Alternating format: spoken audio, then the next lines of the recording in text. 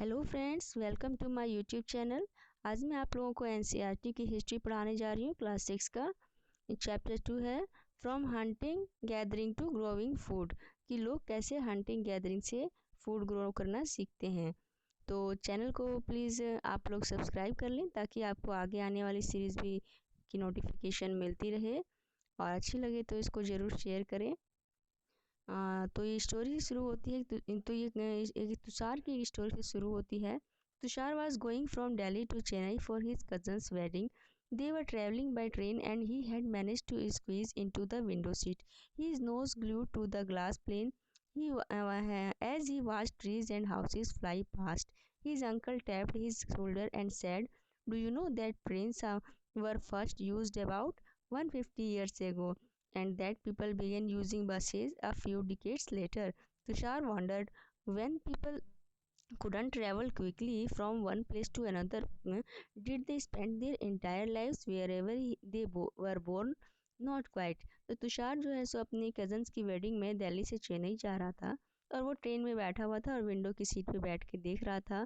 तो अचानक उसके अंकल उसके पीठ पे हाथ रखते हैं और उसको कहते हैं, क्या तुम्हें पता है ये ट्रेन का जो यूज़ करना हुआ, ट्रेन जो चलना शुरू हुआ है, ये 150 ईयर्स से पहले ही चलना शुरू हुआ है, और ये जो बसेस हैं ये तो कुछ डिकेड्स पहले ही शुरू हुई है। तो तुषार ये जान के बहुत चौंक जाता है कि इतनी तो लोग पहले, जो जब ये नहीं था तो लोग पहले एक जगह से दूसरी जगह आसानी से कैसे जा पाते थे? क्या वे पूरा का पूरा लाइफ अपना जहाँ जन्म लेते थे वहीं बिता देते थे? जी नहीं, बिल्कुल ऐसा नहीं था। तो आइए देखते हैं इसमें। Earliest people, why were they on the move? जो अर्लीस्ट पीपल थे वो जगह से दूसरी जगह क्यों जाते थे? We know about people who lived in the subcontinent as early as 2 million years ago. Today we describe them as hunter-gatherers. The name comes from the way in which they got their food. Generally, they hunted wild animals, caught fish and birds. Gathered foods, roots, nuts, seeds, leaf and stalk and the eggs. ठीक है, तो जो हम जानते हैं जैसे कि इस सब कॉन्टिनेंट में जो ऐसे लोग 2 मिलियन ईयर्स पहले से ही रह रहे हैं, और उन्हें हम किस नाम से जानते हैं? उन्हें हम हंटर गैदर के नाम से जानते हैं। और ये नाम उनको क्यों दिया गया? क्योंकि उनके जो फूड कलेक्ट करने का तरीका था वो हंट करना था, और या फिर गैदर करना था। या तो वे हंट करते थे, एनिमल्स का शिकार करते थे, या फिर फल फूल वगैरह गैदर करते थे, इकट्ठे करते थे। तो ये जो अपना फूड पाते थे उसी के आधार पर इनका नाम जो है वो हंटर गैदरर रखा गया। तो ये जनरली वैसे एनिमल्स को, या ये जनरली क्या करते थे? हंट करते थे, या फिर फिश और बर्ड्स को पकड़ते थे, या फिर इकट्ठा करते थे, क्या फ्रूट, रूट्स, नट्स ये सब इकट्ठा करते थे। तो hunter gatherer move one place to another place. तो जो हंटर गैदरर थे वो प्लेस टू प्लेस मूव करते थे, और इसके मैनी रीजंस थे। तो फर्स्ट रीज़न इसका जो था वो क्या था कि जो एनिमल जो we eaten they would have eaten up all the available plants and animal resources. तो जहाँ पे वे रहते थे वहाँ पर जब वो सारे एनिमल्स को और प्लांट्स को खा के ख़त्म कर देते थे, तो फिर वो और फूड की सर्च ऑफ फूड, यानी कि और फूड की सर्च में एक जगह से दूसरी जगह जाते थे, क्योंकि वो फूड को ग्रो करना तो जानते नहीं थे। इसलिए जब वहाँ पे वो खा के ख़त्म कर देते थे तो उसके लिए फिर वो दूसरी जगह जाते थे। और जो सेकेंड रीजन था वो क्या था? तो animal moves from place to place either in search of small prey, और in the case of deer the wild cattle in the search of grass and leaves. That is why those who hunted them had to follow their movements. तो जो animals थे वो भी अपना शिकार के लिए, और या फिर जो डियर वगैरह थे, वाइल्ड कैटल थे, वो सब घास के लिए एक जगह से दूसरी जगह जाते थे, और ये लोग उन एनिमल्स का शिकार करते थे, उनको हंट करते थे। तो ये भी उनके पीछे पीछे एक जगह से दूसरी जगह मूव करते थे। और जो थर्ड रीज़न था वो था क्या? Plants and trees bear fruits in different seasons. जैसे कि प्लांट्स और ट्रीज जो है सो डिफरेंट डिफरेंट सीजन में फ्रूट्स जो होता है उनमें हो लगता है। तो जब ये जो सीजन यहाँ जहाँ रहते थे वहाँ पे अगर नहीं रहता था तो ये दूसरी जगह जाते थे जहाँ उस सीज़न में फ्रूट्स और होता हो। तो इसलिए वो एक जगह से दूसरी जगह जाते थे। और जो फोर्थ रीज़न था वो काफ़ी इम्पोर्टेंट था, और जो फोर्थ रीज़न था वो क्या था? वाटर। तो वाटर जो मिलता है हमें कहाँ मिलता है, लेक्स में, स्ट्रीम्स में और रिवर्स में। और जो बहुत सारे रिवर और लेक्स है वो पेरेनियल है, मतलब कि पूरे साल उसमें वाटर रहता है। और बहुत से जो होते हैं वो सीजनल होते हैं, जो कि बरसात के दिनों में तो वहाँ पानी है, लेकिन फिर गर्मी आते ही वहाँ सूख जाता है। तो ये लोग जब बरसात के दिनों में के बाद जब गर्मियों में पानी सूख जाता था, तो पानी की तलाश में वैसी जगह पे जाते थे जहाँ पर उन्हें पानी मिल सके। The how do we know about this peoples, तो हम इन लोगों के बारे में कैसे जानते हैं। Archaeologist have found some of the things hunter gatherers made and used.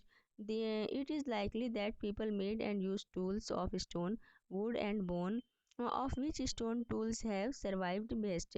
तो आर्कोलॉजिस्ट जिन्होंने पाया, जो हंटर गैदरर जो टूल्स यूज़ करते थे और जो बनाते थे, वो उन्होंने पाया है।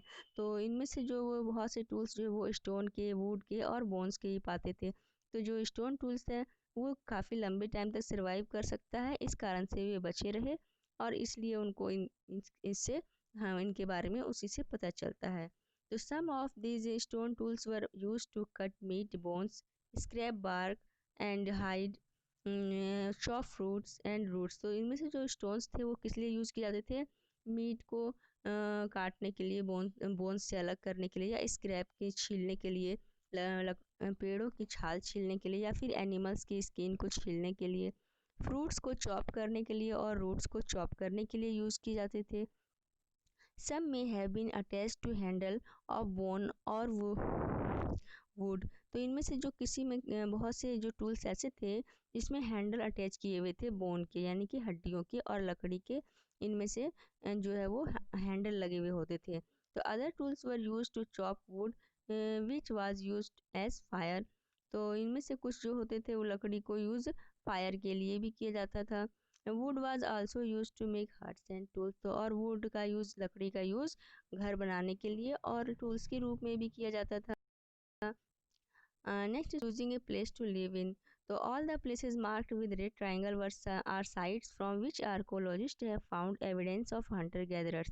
तो इनमें नीचे में मैप में दिया रेड कलर का ट्रायंगल से कुछ साइट्स दिखाए गए हैं जो आर्कियोलॉजिस्ट ने हंटर गैदरर्स के वहाँ पर एविडेंस उनको मिले हैं, तो उसको यहाँ पे लोकेट किया गया है। तो hunter gather live in many more places, only some are shown in the map. तो मैप में कुछ ही प्लेस दिखाए गए हैं हंटर गैदर के, लेकिन वो लोग बहुत और भी कई सारे प्लेसेस में रहे थे। तो many sites were located near sources of water such as river और लेक।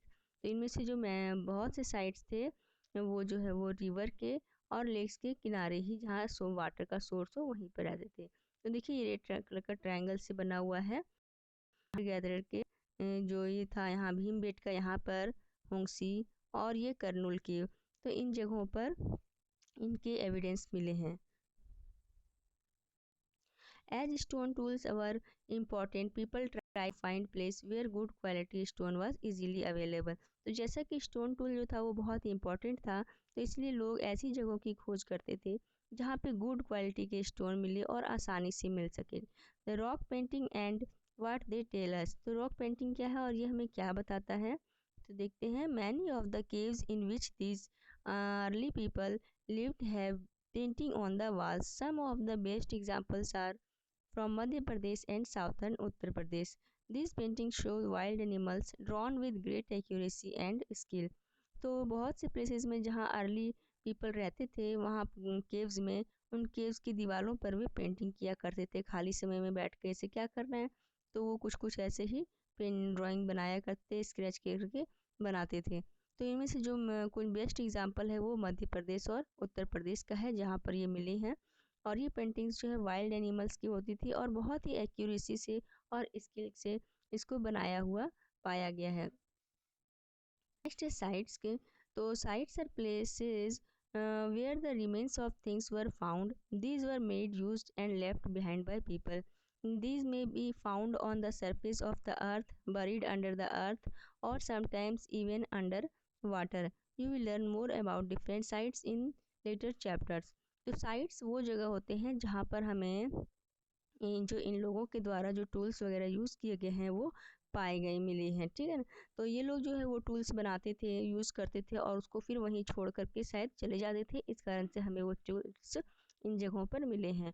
और ये कहाँ मिले हैं? ये हमें ज़मीन पर मिले हैं, सरफेस ऑफ द अर्थ पे मिले हैं, और कुछ जो है ज़मीन के अंदर भी मिले हैं, और इनमें से कुछ जो है सो वाटर के अंदर भी मिले हैं। तो इसके बारे में और डिटेल में हम आगे के चैप्टर्स में पढ़ेंगे। तो नेक्स्ट पॉइंट देखते हैं, फाइंडिंग आउट अबाउट फायर। तो आग के बारे में कैसे खोज किया इन्होंने? तो कर्नूल केव्स, जिसका भी मैंने मैप में ऊपर आपको दिखाया था। तो trace of ash have been found here, तो यहाँ से जो है सो हमें राख के एविडेंस मिले हैं। और this suggest that people were familiar with the use of fire. तो इससे हमें क्या पता चलता है कि लोग उस समय आग से परिचित थे। Fire could have been used for many things as a source of light, to roast meat and to scare away animals. तो ये लोग जो है यूज़ करते थे, फायर्स का यूज़ किस लिए करते होंगे? लाइट करने के लिए, मीट को भूनने के लिए, या फिर वाइल्ड एनिमल्स से बचने के लिए ये यूज़ करते होंगे। तो नेक्स्ट है नेम्स एंड डेट्स। तो archaeologist have been given lengthy names for the time that we were studying. तो जब जो हम पढ़ लेते हैं जिसके बारे में, तो आर्कियोलॉजिस्ट ने जो है इनके बहुत ही लंबे लंबे नाम उनके दिए हैं। They called the earliest period the Palaeolithic. तो उन्होंने जो अर्लीस्ट पीरियड है उसे क्या कहा है? पैलियोलिथिक कहा है। This comes from two Greek words, palaeo meaning old and lithos means stone. तो ये जो है दो ग्रीक शब्द से बना है। इसमें पैलियो का मतलब होता है ओल्ड यानी कि पुराना, और लिथियस का मतलब होता है stone. The name points to the importance of find of stone tools. तो ये नेम जो है जो टूल्स प्राप्त हुए हैं उसी के महत्व पर ये आधारित है। ठीक है। The palaeolithic period extends from 2 million years ago to 12,000 year. तो जो पैलियोलिथिक एज था, इसका जो टाइम पीरियड था वो 2 मिलियन ईयर्स एगो से लेकर के लगभग 12,000 ईयर्स पहले तक का टाइम को पैलियोलिथिक एज कहा जाता है। This long stretch of time is divided into the lower, middle and upper Palaeolithic. This long span of time covers 99% of human history. तो जो पैलियोलिथिक एज है इसको भी फिर आगे 3 पार्ट में डिवाइड किया गया है, लोअर, मिडिल और अपर पैलियोलिथिक एज में। और जो ह्यूमन हिस्ट्री का 99% जो भी घटनाएं घटी है वो इसी काल में हुई है, पैलियोलिथिक काल में हुई है। The period when we find environmental changes beginning about 12,000 years ago till about 10,000 years ago is called Mesolithic। तो जो इन्वायरमेंट में जब चेंज होने लगा उस एज में, जिसमें जो 12,000 ईयर्स और 10,000 ईयर्स के बीच के टाइम जो था, और इसमें इन्वायरमेंट में काफ़ी चेंजेस भी आने लगे थे, तो इस एज को हम मेसोलिथिक एज कहते हैं। और इस एज में क्या होता है? Stone tools found during this period are generally tiny. तो इसमें जो ये स्टोन टूल्स थे वो पहले से थोड़े छोटे आकार के बनने लगे थे, एंड कॉल्ड माइक्रोलिथ्स। और उसे क्या कहा जाने लगा? माइक्रोलिथ्स कहा जाने लगा। तो microliths were probably stuck on the handles of bone or wood to make tools such as saws and sickles. At the same time, older varieties of tools continues to be used in use। तो इस समय जो tool थे, देखिए Palaeolithic में जो थे tools होते थे वो पत्थर के, वो बहुत बड़े बड़े होते थे। और लेकिन मेसोलिथिक आते आते क्या हुआ, वो टूल्स थोड़े छोटे होने लगे, छोटे साइज़ के बनने लगे और थोड़े शार्प बनने लगे। तो ये टूल्स तो बनने लगे थे ही, और साथ साथ जो पुराने टूल्स थे वो भी कंटिन्यू थे, वो भी यूज़ होते रहे थे, वो भी बनते रहे थे। और इसके बाद जो नेक्स्ट एज आता है वो 10,000 ईयर्स पहले का होता है, जिसको क्या कहते हैं? न्यूलिथिक एज कहते हैं। ठीक है, तो इसको हम न्यूलिथिक एज कहते हैं। We have also mention the name of some places, you will find in the names of many more places in later chapter. तो इसके बारे में हम नेक्स्ट चैप्टर में, आगे के चैप्टर में और इसके बारे में डिटेल से पढ़ेंगे। फिलहाल ये 3 एजेस थे, पैलियोलिथिक, मेसोलिथिक और न्यूलिथिक। तो पैलियोलिथिक का एज पीरियड था 2 बिलियन से लेकर के 2 मिलियन ईयर्स एगो से लेकर के 12,000 ईयर तक, और मेसोलिथिक 12,000 ईयर्स से 10,000 ईयर्स एगो, और जो न्यूलिथिक था वो 10,000 ईयर्स से लेकर के अब तक के टाइम को कहा जाता है। तो आज के लिए बस इतना ही, बाकी का हम नेक्स्ट वीडियो में देखेंगे, इसका पार्ट 2 में। तो आपको मेरी वीडियो अच्छी लगी तो प्लीज़ इसको शेयर करें और चैनल को सब्सक्राइब करें। Thanks for watching.